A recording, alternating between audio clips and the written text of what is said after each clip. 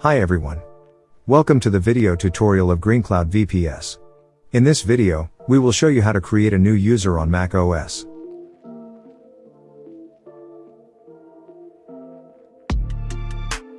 Click the Apple icon in the top left corner of the screen and select System Preferences. Select Users and Groups. Click the lock icon in the bottom left corner of the window and enter your password. Then click the blue Unlock button. Click the plus sign in the bottom left of the left sidebar. Click the drop-down next to New Account to change it from Standard to Admin, or Managed.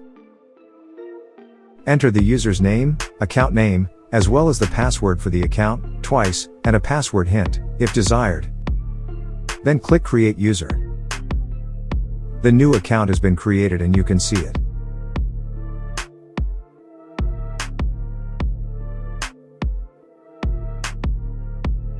Select Users and Groups. You may need to click the lock in the bottom left corner and enter your password to make changes. After you've selected the user account you'd like to delete, click the minus icon in the bottom left corner just below Login Options. Next, you'll have three choices for what you'd like to do with the home folder. Depending on how much data is contained in the user account, it may take some time for it to be deleted.